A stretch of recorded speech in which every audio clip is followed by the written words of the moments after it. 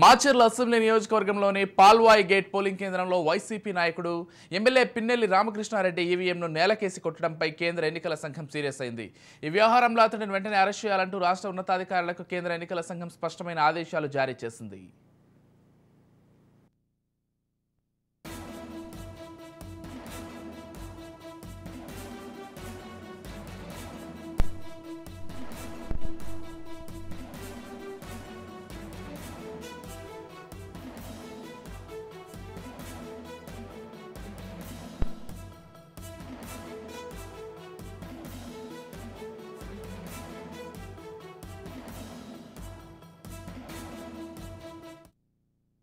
Macherla assembly నియోజకవర్గంలోని Palvai gate polling కేంద్రంలో YCP నాయకుడు ఎమ్మెల్యే పిన్నెల్లి రామకృష్ణారెడ్డి ఈవీఎంను నేలకేసి కొట్టడంపై కేంద్ర ఎన్నికల సంఘం సీరియస్ అయింది. ఈ వ్యవహారంలో అతడిని వెంటనే అరెస్ట్ చేయాలంటూ రాష్ట్ర ఉన్నతాధికారులకు కేంద్ర ఎన్నికల సంఘం స్పష్టమైన ఆదేశాలు ఇచ్చింది.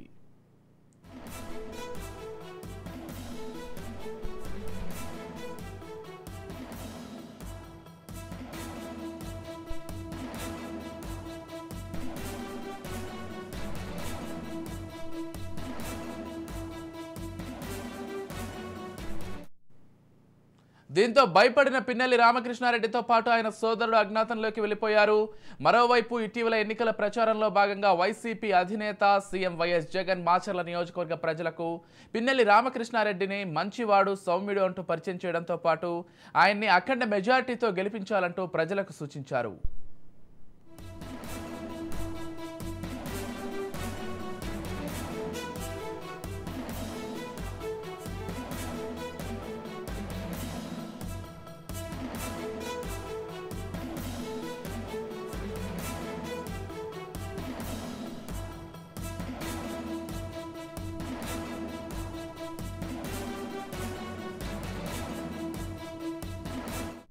పిన్నెల్లి గురించి పార్టీ అధినేత వైఎస్ జగన్ ఇలా చెప్పడం, పోలింగ్ కేంద్రంలో అదే పిన్నెల్లి ఇలా వ్యవహరించడంపై అన్ని వర్గాల నుంచి తీవ్ర వ్యతిరేకత వ్యక్తమవుతోంది.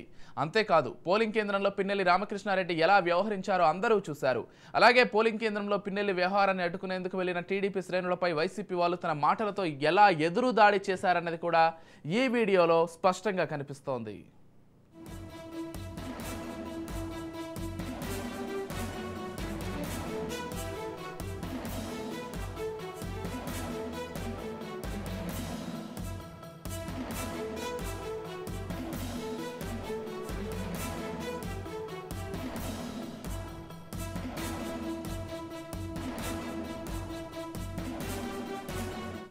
దీంతో ఈ కేసులో పిన్నెల్లికి బలంగా శిక్ష పడే అవకాశం ఉందనే ఓ చర్చ సైతం సాగుతోంది. ఇంకోవైపు భవిష్యత్తులో పోలింగ్ కేంద్రాల్లో ఇటువంటి ఘటనలు పునరావృతం కాకుండా ఉండేందుకు ఈసీ కఠిన చర్యలు చేపట్టే అవకాశం ఉందనే వాదన సైతం బలంగా వినిపిస్తోంది.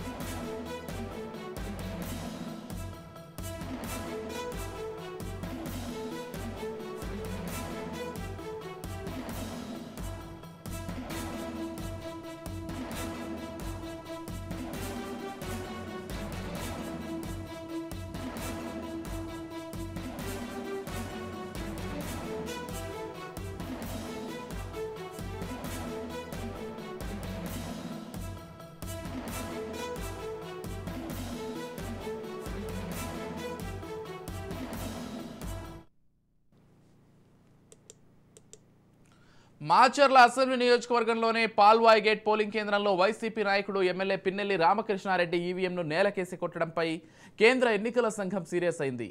ఈ వ్యవహారంలో అతనిని వెంటనే అరెస్టు చేయాలంటూ రాష్ట్ర ఉన్నతాధికారులకు కేంద్ర ఎన్నికల సంఘం స్పష్టమైన ఆదేశాలు ఇచ్చింది. మాచర్ల అసెంబ్లీ నియోజకవర్గంలోని పాల్వాయి గేట్ పోలింగ్ కేంద్రంలో వైసీపీ నాయకుడు ఎమ్మెల్యే పిన్నెల్లి రామకృష్ణారెడ్డి ఈవీఎంను నేలకేసి కొట్టడంపై కేంద్ర ఎన్నికల సంఘం సీరియస్ అయింది. ఈ వ్యవహారంలో అతనిని వెంటనే అరెస్ట్ చేయాలంటూ రాష్ట్ర ఉన్నతాధికారులకు కేంద్ర ఎన్నికల సంఘం స్పష్టమైన ఆదేశాలు ఇచ్చింది.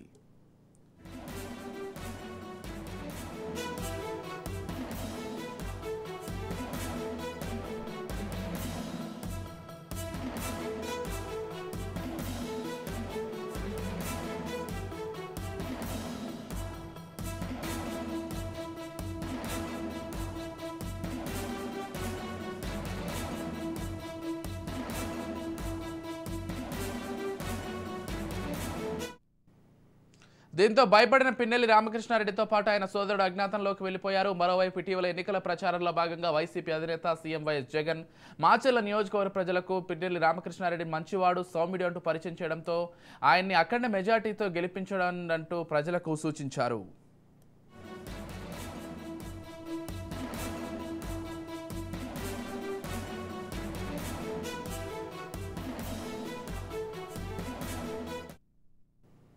పిన్నెల్లి గురించి పార్టీ అధినేత వైఎస్ జగన్ ఇలా చెప్పడం, పోలింగ్ కేంద్రంలో అదే పిన్నెల్లి ఇలా వ్యవహరించడంపై అన్ని వర్గాల నుంచి తీవ్ర వ్యతిరేకత వ్యక్తమవుతోంది. అంతేకాదు, పోలింగ్ కేంద్రంలో పిన్నెల్లి రామకృష్ణారెడ్డి ఎలా వ్యవహరించారో అందరూ చూశారు. అలాగే పోలింగ్ కేంద్రంలో పిన్నెల్లి వ్యవహారాన్ని అడ్డుకునేందుకు వెళ్లిన టీడీపీ శ్రేణులపై వైసీపీ వాళ్ళు తమ మాటలతో ఎదురు దాడి చేశారన్నది కూడా ఈ వీడియోలో స్పష్టంగా కనిపిస్తోంది.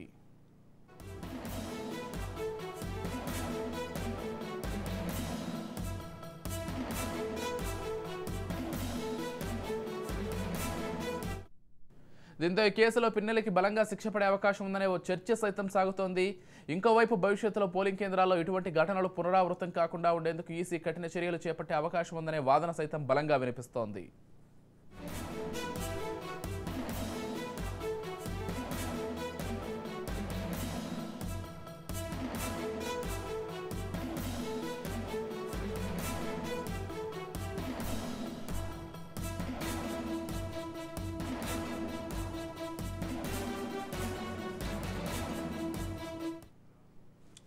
మొత్తంగా ఇదే అంశానికి సంబంధించి మరింత సమాచారం ఇచ్చడానికి మా ప్రతినిధి రమేష్ సిద్ధంగా ఉన్నారు ఫోన్ ద్వారా. రైట్, చెప్పండి రమేష్. మొత్తంగా మాచర్లలో ఏదైతే సిట్టింగ్ ఎమ్మెల్యేగా ఉన్నటువంటి పిన్నెల్లి చేసినటువంటి ఈ వ్యవహారం కొంత రాష్ట్ర వ్యాప్తంగా కూడా చర్చకు వచ్చింది. ఈసీ అయితే ఖచ్చితంగా కఠినమైనటువంటి చర్యలు తీసుకోవాలి, మరోసారి పునరావృతం కాకుండా ఈసారి తీసుకునే చర్యలు ప్రతి ఒక్కరికి కూడా చెంపపెట్టుగా ఉండాలని కూడా ఈసీ కూడా భావిస్తున్నట్లుగా తెలుస్తోంది. మొత్తంగా ఈ అంశానికి సంబంధించి పూర్తి డీటెయిల్స్ ఏంటి రమేష్? ఎస్ విజయ్, ఏదైతే మరి పిన్నెల్లి రామకృష్ణారెడ్డి వ్యవహారం రాష్ట్ర వ్యాప్తంగా కూడా ఒక సంచలనంగా మారిందని చెప్పుకోవచ్చు. ఏదైతే మరి నిన్న జరిగినటువంటి ఘటన, ఆయన అరెస్ట్ చేసేటువంటి సమయం కానీ, అదేవిధంగా పోలింగ్ బూత్ లో జరిగినటువంటి వీడియో వైరల్ అవ్వటం ఒక అటు ఈసీ కూడా చాలా సీరియస్ అయినటువంటి పరిస్థితి కనపడుతుంది. అయితే పిన్నెల్లి పైన చాలా తీవ్రంగా టీడీపీ కూడా పరిగణించింది. నిన్న స్టేట్ కమిటీ కూడా మరి ఫిర్యాదు చేసింది, ఆయన అరెస్ట్ చేయాలంటూ కూడా మరి డిమాండ్ చేసినటువంటి పరిస్థితి కనపడింది. అయితే ఇప్పటికి కూడా పోలీసులు ఆయన్ని అదుపులో తీసుకోలేనటువంటి పరిస్థితి కనపడుతుంది. పోలీసులకు కూడా ఒక ఛాలెంజ్ గా మారినటువంటి పరిస్థితి కనపడింది. అయితే పిన్నెల్లి సోదరులు నిన్న అరెస్ట్ చేశారంటూ మనకి అందినటువంటి సమాచారంతో అయితే పోలీసులు పూర్తిగా దీనిపైన ఒక వివరణ ఇవ్వాల్సినటువంటి అవసరం ఉంది. ఇంతవరకు కూడా మరి పిన్నెల్లి వ్యవహారం పైన మరి ఎటువంటి ప్రకటన లేనటువంటి నేపథ్యంలో కూడా మరి పిన్నెల్లి సోదరుల్ని పట్టుకునేందుకు కూడా 3 టీములు బృందాలుగా ఏర్పడి ఆయన్ని పట్టుకునేందుకు కూడా వెళ్ళినటువంటి పరిస్థితి కనపడుతుంది. ప్రస్తుతం పిన్నెల్లి పరారీలో ఉన్నట్లే మనకి చెప్పుకోవచ్చు విజయ్. ఏదైతే మరి జరిగినటువంటి ఘటన పైన అటు ఎన్నికల సంఘం సీరియస్ అవ్వడం, మరి ఆయన పైన పెట్టినటువంటి చట్టాలు కూడా చాలా తీవ్రమైన చట్టాలు పెట్టినటువంటి పరిస్థితి. పీడీ యాక్ట్ అంటే దాదాపు 6 నెలలు బెయిల్ వచ్చేటువంటి అవకాశం ఉంది. అయితే దీనిపైన ఎన్నికల సంఘం ముఖేష్ కుమార్ మీనా నిన్న ప్రెస్ మీట్ పెట్టారు. ఏదైతే మరి సచివాలయంలో ప్రెస్ మీట్ పెట్టినటువంటి సమయంలో అనేక అంశాలు లేవనెత్తారు.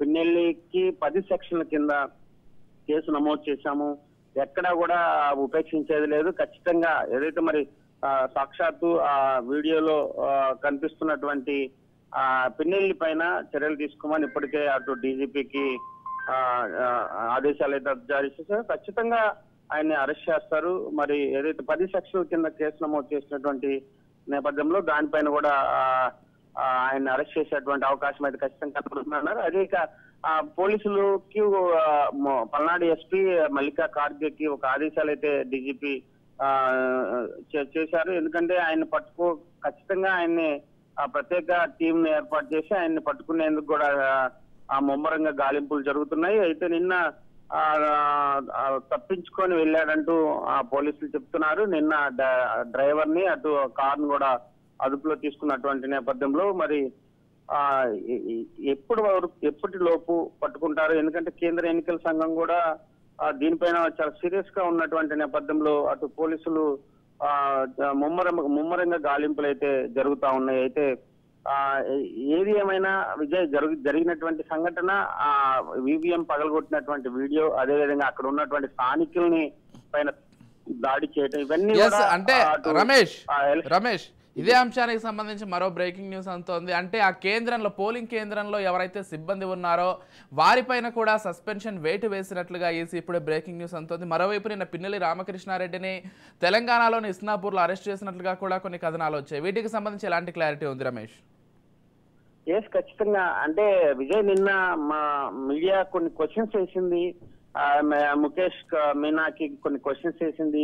ఇదే సమయంలో అటు కేంద్రం కూడా రాష్ట్ర ఎన్నికల సంఘం పైన కొంచెం సీరియస్ గానే ఉంది. ఎందుకంటే 13వ తారీఖు ఎన్నికల్లో జరిగినటువంటి సమయంలో ఖచ్చితంగా రిటర్నింగ్ అధికారి, అక్కడ ఉన్నటువంటి సిబ్బంది, అక్కడ ఆ రోజు జరిగినటువంటి ఘటన పైన వాళ్ళు రిటర్న్ గా కూడా మరి ఎన్నికల అధికారికి చెప్పాల్సి ఉంటుంది. అయితే దీనికి విజయ్ 3 స్టెప్పులుగా ఉంది. ఇప్పుడు మాచర్ల పాల్వాయి గేటు 202 బూత్ ఇది.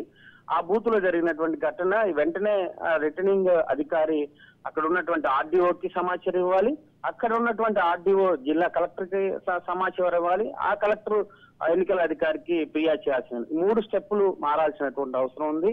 అయితే ఒక్క రిటర్నింగ్ అధికారే కాదు, ఇప్పటికే కలెక్టర్ పైన వెయిట్ వేసినటువంటి నేపథ్యంలో దీనిపైన ఆర్డీఓ పైన కూడా చర్యలు తీసుకోవాల్సి ఉంటుంది. ఎందుకంటే ఆర్డీఓ ఖచ్చితంగా జరిగినటువంటి ఘటన పైన వివరణ రాయాల్సింది వాళ్ళే. ఎందుకంటే రిటర్నింగ్ అధికారి చెప్పినటువంటి విషయాన్ని కలెక్టర్ కి, జిల్లా అధికారికి పంపించాల్సి ఉంటది.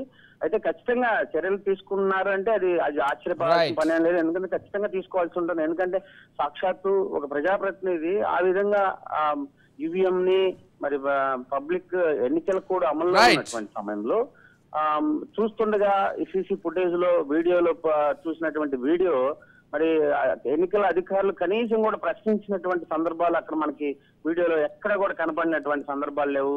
ఆ తర్వాత వీడియో తీసుకున్నారు, అక్కడ ఉన్నటువంటి అధికారి పగలగొట్టినటువంటి వీడియో తీసుకున్నారు. మరి ఆ వీడియో ఎక్కడికి వెళ్ళింది, ఆ వీడియో ఇంతవరకు బయటకు పట్టినటువంటి పరిస్థితి. అదే ఆ రోజే 13వ తారీఖే ఆయన పైన కేసు నమోదు అవ్వాల్సి ఉంటుంది. ఖచ్చితంగా దీన్ని మీడియాకు కూడా వెల్లడించాల్సినటువంటి అవసరం ఉంది. అయితే ఆ దశగా కూడా అధికారులు ఎందుకు అలసత్వం వహించారనేది కూడా నిన్న మరి ముఖేష్ కుమార్ మీనా కూడా చెప్పినటువంటి పరిస్థితి. దానిపైన కేసు అయితే నమోదు చేశాం కానీ సెక్షన్స్ కొన్ని మార్చామంటూ కూడా ఆయన వివరణ ఇచ్చినటువంటి పరిస్థితి. ఏమైనా